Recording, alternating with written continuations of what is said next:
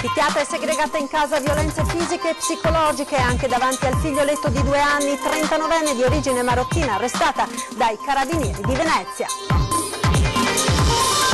Tragedia all'ospedale di Padova, un 13enne vicentino è morto poco dopo un intervento di estrazione di un dente, partita una segnalazione alla procura. I carabinieri stanno indagando su un video porno finito in rete girato nella palestra di una scuola padovana. Ad accorgersi del filmato gli studenti che hanno avvisato il preside ha sporto denuncia. Salgono a 6 casi di tubercolosi in una scuola di Motta di Livenza, altre 2 situazioni in fase di accertamento. L'ULS informa della situazione l'Istituto Superiore di Sanità. Padova si ferma per non morire, in corso il corteo dei lavoratori metalmeccanici della FIOM in sciopero per 8 ore contro l'impressionante sequenza di infortuni sul lavoro. Mentre la Regione richiama i camici bianchi in pensione, l'Ordine dei Medici conferma la fuga nel privato e all'estero. La mossa della Regione può essere solo una soluzione estrema. Crescono le adesioni al Salone Nautico che si terrà a Venezia a metà giugno, un'occasione, secondo l'amministrazione comunale, per stimolare nuovi investimenti in città. Buona giornata e ben ritrovati con la prima edizione dei telegiornali di Antenna 3. In primo piano la cronaca, picchiata e segregata dal compagno arrestato, un 39enne, le violenze anche davanti al figlioletto di 2 anni. Lei è di Mirano, ma ci aggiorna al telefono in collegamento da Venezia Filippo Fois. Buongiorno Filippo. Sì, buongiorno da Venezia. I carabinieri hanno arrestato su ordinanza di aggravamento della misura cautelare che è stata emessa dal GIP del Tribunale di Venezia con l'accusa di minacce e violenza contro la ex compagna continuate ed aggravate, un 39enne di origini marocchine residente nel veneziano. Le accuse sono molto gravi, si parla di comportamenti violenti nei confronti della compagna originaria del milanese, dalla quale ha avuto tra l'altro anche un figlio di oramai 2 anni.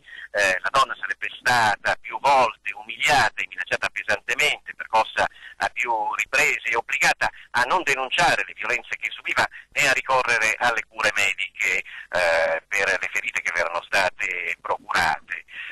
Secondo il quadro che stanno ricostruendo gli inquirenti nel corso degli anni, la donna, soprattutto dopo la nascita del bambino, era stata costretta a un vero e proprio isolamento sociale, non poteva vedere né sentire i parenti, gli amici e i conoscenti. La gelosia del compagno le aveva creato attorno a una gabbia impenetrabile.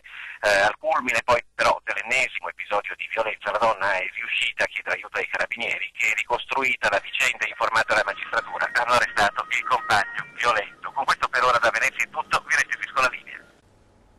Grazie a Filippo Fois, torneremo su questa vicenda stasera nel corso del telegiornale dedicato alle notizie da Venezia, in onda a partire dalle 19, ma con la cronaca ci spostiamo ora nel Padovano con la notizia di un dramma che si è verificato all'ospedale di Padova. Un ragazzino di soli 13 anni, originario del Vicentino, è morto durante un intervento di estrazione di un dente. Sentiamo. Doveva essere sottoposto ad una semplice estrazione di un dente, ma è stata fatale per un giovanissimo paziente di appena 13 anni. Il ragazzino era già aggravato da un quadro clinico complicato pregresso ed era arrivato al reparto di odontoiatria dell'ospedale di Padova. L'intervento, di per sé banale, si è complicato all'improvviso. Nonostante un'equipe fosse pronta ad operarlo d'urgenza, non vi è stato il tempo. Vani tutti i tentativi di rianimarlo. Il ragazzino, figlio di un militare statunitense e di una donna vicentina, viveva a Costa Bissara. A stroncarlo è stato un arresto cardiorespiratorio. Sgomento il direttore generale Luciano Flor, che assicura che i medici hanno garantito tutta l'assistenza possibile. Ora si attendono gli sviluppi. L'azienda ospedaliera di Padova ha segnalato il caso in procura e probabilmente avvierà un'indagine interna. E torniamo ora a parlare della questione tubercolosi. A Motta di Livenza un'altra bambina, dopo i 3 alunni e le maestre della scuola elementare di Motta di Livenza, un'altra bimba quindi è risultata affetta da TBC. L'ULSS ha informato l'Istituto Superiore di Sanità. Ulteriori aggiornamenti sono previsti oggi pomeriggio. Sentiamo. La preoccupazione c'è. Sinceramente, anche perché ogni giorno si scopre un caso nuovo, non è una cosa finita lì e basta, ogni giorno si scopre sempre qualcosa di nuovo. Sesto caso di TBC in una scuola primaria di Motta di Livenza e cresce la preoccupazione. Gli ultimi accertamenti sugli 11 bambini risultati positivi al test Mantù hanno evidenziato che una bambina di 8 anni è affetta da tubercolosi. Si tratta della paziente più giovane dopo le 2 maestre e altri 3 alunni. Un focolaio definito dai sanitari importante. Più impegnativo dal punto di vista dei numeri rispetto appunto all'atteso, quindi è un focolaio inatteso numericamente, è un focolaio che sta diventando importante. Alla luce di questo l'ULSS ha informato della situazione anche l'Istituto Superiore di Sanità. In situazioni come queste, che sono, come dicevo prima, non usuali, ci si confronta con tutti i livelli del Servizio Sanitario Nazionale. Ho avuto un colloquio con i massimi esperti nazionali dell'Istituto Superiore di Sanità su questo argomento, abbiamo avuto conforto. I primi approfondimenti diagnostici sugli altri bambini positivi al Mantù hanno dato esito negativo. Al test verranno sottoposti anche i familiari della bambina, ultimo caso riscontrato, ora sottoposta a trattamento multifarmacologico. È ricoverata, starà bene. Nel pomeriggio il dottor Cinquetti ha preso parte ad una riunione a Motta insieme alle insegnanti, al dirigente scolastico e al sindaco Righi. È finalizzato a un'esigenza, a riscontrare un'esigenza dell'autorità scolastica e anche rappresentata dal sindaco Righi, che è di valutare l'ipotesi di attivare un percorso di sostegno psicologico per le famiglie. L'auspicio è che il focolaio vada spegnendosi, anche se i sanitari restano cauti. Siamo di fronte a una fase evolutiva, non escludiamo l'ipotesi di poter fare qualche ulteriore passo, anche perché fra un mese e mezzo, ricordo circa, dobbiamo ripetere tutti i test Mantù ai soggetti che erano risultati negativi alla prima tornata. Abbiamo ancora 1 o 2 situazioni in fase di accertamento.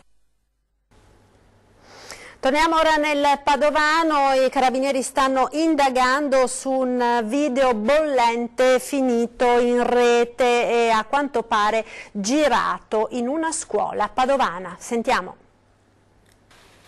È giallo attorno a un video hard finito in rete e girato, a quanto sembra, all'interno dello spogliatoio della palestra dell'Istituto Tecnico di Padova. Sarebbe stato proprio il preside, dopo la segnalazione arrivata da alcuni studenti, a rivolgersi ai carabinieri che hanno avviato le indagini. Il fatto risalirebbe a circa 7 mesi fa. L'uomo verrebbe addirittura definito nel video con l'appellativo di prof, ma va anche detto che la palestra della scuola viene utilizzata regolarmente da altre associazioni e squadre sportive esterne all'istituto. I carabinieri stanno cercando ora di risalire all'identità della coppia e quindi si capirà se si tratta o meno di studenti o insegnanti. Ed ora andiamo nel Trevigiano, in particolare a Casale sul Sile. 3 nomadi, dopo aver messo a segno il furto in un'abitazione, sono fuggiti ma sono stati intercettati dai carabinieri. Bloccato anche un corteo funebre in paese per consentire il passaggio dei militari. Il servizio. Avevano appena messo a segno un furto in un'abitazione di Casale sul Sile, rubando monili in oro e altri oggetti di valore. 3 nomadi, 2 donne e un uomo, sono poi fuggiti con un bottino di diverse migliaia di euro. A dare l'allarme un passante che ha allertato subito le forze dell'ordine. L'auto utilizzata dai ladri, fra l'altro, era già segnalata ed è stata intercettata dai carabinieri di Treviso e Mogliano. Ne è nato un inseguimento lungo le strade del paese. La polizia locale ha bloccato un corteo funebre che si stava dirigendo verso il cimitero del paese per permettere il passaggio delle auto dei militari dell'Arma. Raggiunti i nomadi in via Cave, hanno tentato di disfarsi del bottino lanciandolo dal finestrino della vettura, ma sono stati bloccati dai carabinieri.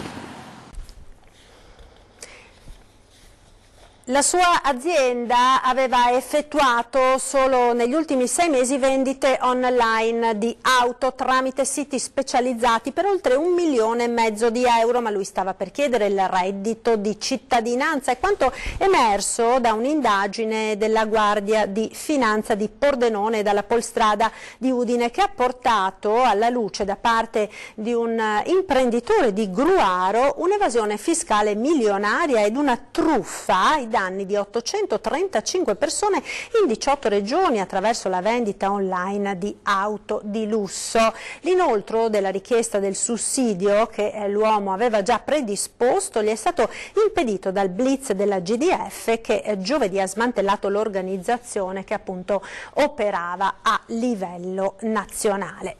Ed ora passiamo alla cronaca sindacale, perché è in corso questa mattina a Padova la mobilitazione regionale dei lavoratori metalmeccanici della FIOM contro gli infortuni sul lavoro. Sentiamo. Il 2018 è stato un anno tragico per il mondo del lavoro e anche il 2019 pare non discordarsi da questo triste andamento. Anche in Veneto ci sono state numerose morti sul lavoro e il caso più emblematico è stato l'incidente alle acciaierie venete, dove morirono ustionati 2 operai. Per questo oggi le varie sigle sindacali dei metalmeccanici padovani hanno deciso per una giornata di astensione dal lavoro, 8 ore di sciopero e assemblee in oltre 300 aziende. Una giornata che è iniziata con il corteo per le vie di Padova. I manifestanti sono partiti verso le 9:30 dal Tribunale, sfileranno secondo il percorso via Venezia, via Trieste, Corso del Popolo, via Zabarella, in piazza della Prefettura e poi l'arrivo in piazza Garibaldi, dove si terrà un comizio. Qui parleranno i segretari dei vari sindacati e ci sarà la testimonianza di una delle vedove dei lavoratori morti alle acciaierie venete. Dal 1° di aprile tagli alla rivalutazione delle pensioni e la CGIL scende in piazza lunedì a Treviso. Siamo al paradosso: da una parte si mandano in pensione i dipendenti pubblici, compresi i medici, dall'altra parte apri il giornale e vedi che chiederanno ai medici in pensione di tornare a lavorare. C'è qualcosa che non funziona. La corsa a quota 100 e i paradossi. 1100 richieste solo nella Marca, dal via libera alle domande. E poi lo CGIL sottolinea un altro passaggio non da poco, quello che sembra una vera e propria scelta politica. Prima quota 100, poi gli altri. Il governo ha fatto presente all'INPS di agevolare tutte queste pratiche e noi qui non siamo d'accordo, perché non si possono agevolare queste pratiche e far sì che chi invece ha maturato i diritti di pensione o altri sussidi che l'INPS gli deve dare vengano messi in coda e sono da mesi che aspettano. Il rischio di vedersi giocoforza messi in un angolo in attesa dei quota 100, vista la pressione del governo, è concreto, attacca il sindacato, che nel frattempo organizza a Treviso per lunedì prossimo dalle 10 alle 12:30 una manifestazione sotto la loggia dei 300. La data non è un caso, perché quel giorno a decine di migliaia di pensionati potrà sembrare di essere vittime di un pesce d'aprile. 1° aprile 67.000 pensionati trevigiani e 400.000 nel Veneto avranno un ricalcolo della loro pensione in base all'ultima finanziaria fatta dal governo attuale e praticamente si troveranno chi 5, chi 10, chi 15, chi 20 euro in meno a seconda della loro pensione. In più poi dopo le elezioni loro avranno il conguaglio di quelle quote prese in più a gennaio, febbraio e marzo. Prima della manovra finanziaria approvata dal governo pentastellato, i criteri in vigore prevedevano che le pensioni al di sopra dei 1.522 euro lordi godessero di una rivalutazione che si è effettivamente verificata al rialzo. Avrebbe dovuto cessare il 1° gennaio 2019, ma non c'era il tempo tecnico per l'INPS di applicare la norma, per cui l'aumento è stato erogato anche a febbraio e marzo. Ora però la nuova norma prevede una rivalutazione più bassa rispetto a quella erogata a inizio 2019 e l'INPS chiederà indietro quei soldi in più. Pensionati illusi e poi bastonati, e a dire il vero negli ultimi 5-10 anni è successo con qualunque governo. Ci sono pensioni lorde di 1.700-1.800 euro che ci hanno rimesso mensilmente attorno ai 100 euro di mancati aumenti. Nel mirino loro, sempre loro, quei pensionati che in questi mesi di proteste si sono visti additare dai vertici del governo come degli avari, soltanto perché non vivono sulla soglia della povertà. Ricordo a Conte che sono persone che hanno versato 40 anni di contributi e sono quelli che con i loro contributi garantiscono anche chi i contributi non li ha versati o chi prende pensioni come quelle sue privilegiate, quindi abbia un po' di rispetto in più. E intanto ci sono degli altri pensionati, cioè i medici, che sono richiamati invece in servizio, se lo desiderano, naturalmente proprio per far fronte alla carenza di camici bianchi nelle corsie degli ospedali del Veneto. Ben venga, dice il vicepresidente dell'Ordine dei Medici di Treviso, ma solo come estrema ratio. Sentiamo. L'ordine come ente sussidiario dello Stato può essere soltanto favorevole a risolvere un problema che si è creato. Spero che sia un'estrema ratio. Per far fronte alla carenza di medici, ben venga la delibera della Giunta regionale che permette alle ULSS di assumere dottori in pensione a tempo determinato per garantire i livelli essenziali di assistenza. Ma fatta questa premessa, Brunello Gorini avanza due considerazioni. Questa carenza non si è creata in pochi giorni, ma si è creata negli anni, quindi bisognerebbe andare a rivedere un pochettino la programmazione sanitaria che è stata fatta negli ultimi anni, ma soprattutto tener conto che la carenza parla di specialisti, mentre in realtà noi abbiamo diversi medici che non trovano lavoro perché non sono specialisti, in quanto con l'università è una specie di imbuto. Se è vero che c'è il problema del numero chiuso, secondo il vicepresidente dell'Ordine dei Medici di Treviso, ci sono altre questioni da tenere in considerazione in questo scenario. Noi abbiamo tanti colleghi che preferiscono, soprattutto di alcune specialità, che sono molto a rischio dal punto di vista anche medico-legale, che preferiscono agire in un comparto più tranquillo di libera professione, quindi ambulatoriale, che non in un reparto a rischio dove può succedere qualcosa e una denuncia ti rovina la vita. C'è poi la questione non meno importante della fuga all'estero dei camici bianchi italiani. Il sistema pubblico non attira più alcune persone, questo lo testimonia la fuga dei medici che ci sono all'estero. Abbiamo reclutatori che arrivano dalla Svizzera, dalla Svezia, dagli Stati Uniti, cioè da altri paesi, che vengono a prendere i medici, perché il medico italiano è famoso per avere un'ottima preparazione di base. L'Ordine dei Medici risponderà così un progetto di qualche anno fa. Del cosiddetto ospedale di insegnamento, dove un collega, come era tanti anni fa, un collega pur non essendo specialista può entrare a lavorare e apprendere e fare la specialità in corso di lavoro. Ed abbiamo un'ultima ora di cronaca giudiziaria che arriva dal Tribunale di Milano. Giuseppe De Longhi, patron dell'omonimo gruppo, e la sua segretaria personale sono indagati per insider trading nella cessione del 74,97% del Clima, società dello stesso gruppo, a Mitsubishi Electric Corporation, cessione avvenuta nell'agosto del 2015, quando la società di climatizzazione era quotata alla Borsa di Milano. A Giuseppe De Longhi, patron dell'omonimo gruppo trevigiano, è contestato di avere fornito informazioni price sensitive dell'imminenza della vendita a vantaggio della sorella Alberta De Longhi. Naturalmente maggiori informazioni sulla vicenda nel corso del TG dedicato alla provincia di Treviso, in onda questa sera a partire dalle 19:30. Noi ora ci fermiamo per la pubblicità. A tra poco.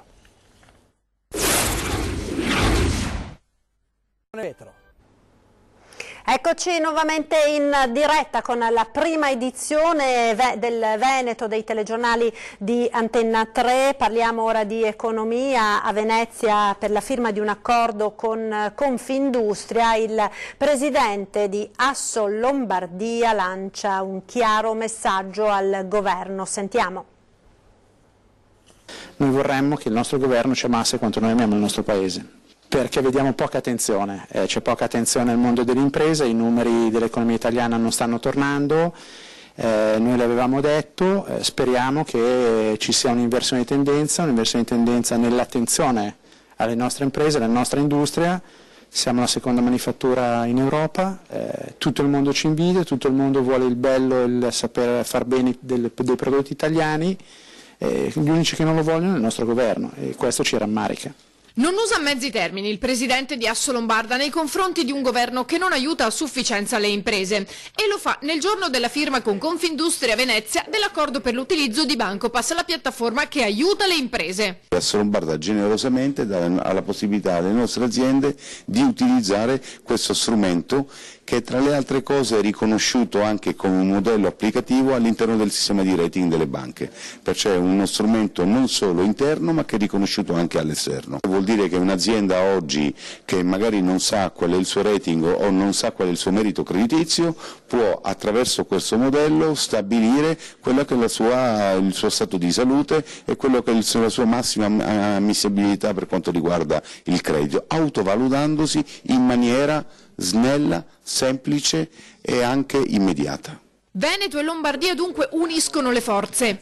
Un grande binomio, io poi sono originario di Crema, che era l'ultimo avamposto della Repubblica Serenissima in terra lombarda, noi nel Duomo abbiamo il leone alato e quindi nel mio DNA c'è di essere della Repubblica Serenissima. Ed ora a Roma, dove ieri siamo andati a verificare che cosa fanno i nostri parlamentari. Ieri c'era la Commissione Finanze alla Camera dove si sta affrontando il tema del costo del lavoro. A questo proposito abbiamo sentito il deputato trevigiano Raffaele Baratto che non ha nascosto neanche qualche dubbio sul tema dell'autonomia. Sentiamo. Defiscalizzazione del costo del lavoro. Più che una promessa da Roma, i nostri parlamentari veneti stanno intervenendo per dare concretezza ad un tema scottante sia per le nostre imprese che più in generale per il rilancio dell'economia nazionale. La Commissione Lavoro sta prendendo delle decisioni importanti per la defiscalizzazione da parte delle imprese che si sta facendo anche in Commissione Finanza dove io di questa faccio parte e credo che sia davvero questo il momento importante e il momento opportuno per fare qualcosa specialmente per il nostro territorio. Sui numeri intesi come costo di questo provvedimento al momento però non ce ne sono, ma quella che resta forte è la volontà politica di arrivare ad un costo del lavoro più in linea con la media europea senza penalizzare le buste paga. I numeri il governo non li sta dando, mi auguro davvero che si faccia una cosa forte, che faccia verso anche quell'autonomia che tutti quanti stanno chiedendo, però che al momento non si vedono risultati. Altro tasto delicato che il deputato trevigiano di Forza Italia non nasconde vede Roma in una strada tutta in salita. Detto così, fuori dai denti, qui il tema dell'autonomia come viene sentito? Beh, io vedo che il tema dell'autonomia lo sente solo il nord, il sud vedo che fa un po' fatica, però mi auguro che davvero tutti insieme, in maniera trasversale, si porti a casa. Ci crede veramente? Io mi auguro e ci ho sempre creduto fin dal primo momento, quando siamo andati a votare, anche prima perché questa era una proposta che ancora il governo di Forza Italia Veneto l'aveva proposto. Ma cosa si dice lungo il transatlantico dove si prendono veramente le decisioni? Beh, si dice che si lo porterà a casa, mi auguro che sia questo che il governo faccia. Nuovo rinvio per l'applicazione della tassa di sbarco a Venezia a causa di un problema sui tempi di organizzazione delle ferrovie dello Stato. L'entrata in vigore slitta a settembre. Prima maggio, poi luglio, ora settembre. L'applicazione del contributo di sbarco a Venezia subisce un nuovo rinvio. I tempi tecnici per rendere effettivo un sistema estremamente complesso che chiama in causa più soggetti sono più lunghi del previsto. Abbiamo un problema con Ferrovie dello Stato che i cui tecnici dicono non ce la fanno a costruire un biglietto più semplice perché loro hanno una grande rete commerciale, per cui crediamo sia opportuno dare il tempo che serve per fare le cose bene e non aver fretta. E siccome lo diamo a Trenitalia è giusto che lo diamo anche a tutti gli altri operatori, se no avremmo svantaggiato qualcuno. Per quest'anno il contributo di sbarco previsto è di €3 per tutti, tranne naturalmente, come è stato più volte ribadito, per i residenti in Veneto e i loro familiari, per chi pernotta in una struttura ricettiva che si trovi in Comune di Venezia, al quale versa già la tassa di soggiorno, e per chi a Venezia studia o lavora. Poi, a partire dal 1 gennaio 2020, la tariffa sarà modulata secondo la stagionalità. Per il sindaco comunque non c'è fretta, meglio attendere che tutto possa funzionare per il meglio. Nessun problema, non avevamo deciso di far cassa con il contributo di accesso, era un modo perché tutti sapessero che bisogna rispettare la città. Se questo è l'obiettivo l'abbiamo già raggiunto, non è un problema del quanto, non abbiamo nessun bisogno di bilancio, è il problema che tutti quelli che vengono sappiano, che vengono decorosi, capiscano che a Venezia non è un parco giochi, che non ci si può abbiaccare per la strada, che c'è la gente che vive, ci sono i bambini che vanno a scuola, ecco, bisogna venire con quella dignità, bisogna dare rispetto alla città, si otterrà grande rispetto. E restiamo a Venezia perché crescono le adesioni per il Salone Nautico che si terrà a Venezia da metà giugno, un'occasione secondo l'amministrazione comunale per stimolare nuovi investimenti in città.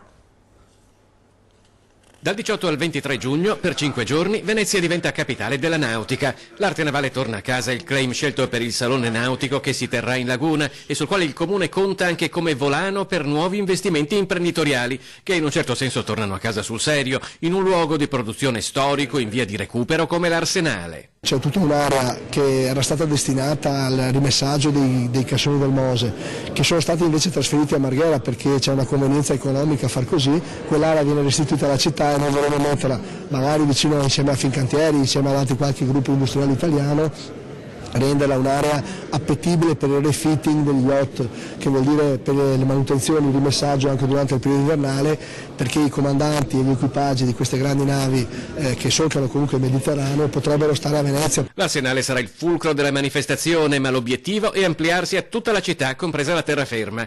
Intanto il numero delle adesioni sta crescendo oltre le previsioni. Noi avevamo previsto oltre 100 ormeggi, ora stiamo ragionando su un ampliamento del numero di ormeggi, abbiamo una richiesta quasi del doppio, che per la prima edizione ci incoraggia molto, ricordando che è un progetto triennale del Comune di Venezia. Al momento hanno confermato la loro presenza 48 yacht e super yacht, 95 imbarcazioni da diporto e 50 espositori. Li selezioniamo attraverso una commissione che ne valuta il curriculum aziendale, la qualità delle barche, ovviamente è ridotto solo alle barche di nuova produzione, al numero di barche che porta una singola azienda e anche ad avere un panorama completo delle tipologie di natanti, quindi da over 50 metri come abbiamo già detto con il Rida fino alla diportistica da 10-15 metri, perché abbiamo sia un'esposizione in acqua sia un'esposizione a terra.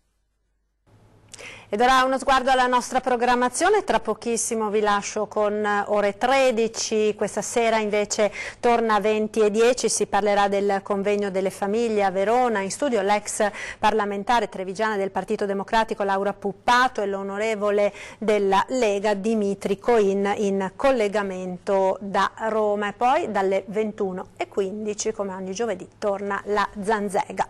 È tutto per questa edizione, grazie per essere stati con noi, vi lascio alle previsioni del tempo con il nostro meteo. Arrivederci e buon pomeriggio.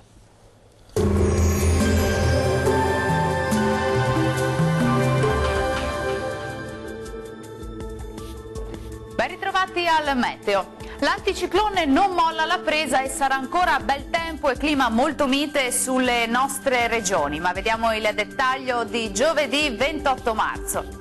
Sul Veneto sarà soleggiato su tutti i settori, con il cielo che si presenterà sereno o al massimo poco nuvoloso ovunque. Vediamo anche le temperature, le minime saranno comprese tra -3 e 8 gradi, massime oscillanti invece tra 14 e 18 gradi circa. La situazione non cambia di molto sul Friuli Venezia Giulia, dove il sole sarà prevalente. Il cielo sarà anche qui sereno con poche nubi a carattere sparso. Temperature minime tra 4 e 7 gradi, massime tra 15 e 18 gradi. Tanto sole anche sul Trentino Alto Adige, anche in questo caso avremo un cielo poco nuvoloso su tutti i settori. Temperature minime tra 3 e 4 gradi, massime sui 18 gradi. Dal meteo di Antenna 3 per ora è tutto, vi do appuntamento al prossimo aggiornamento. Arrivederci.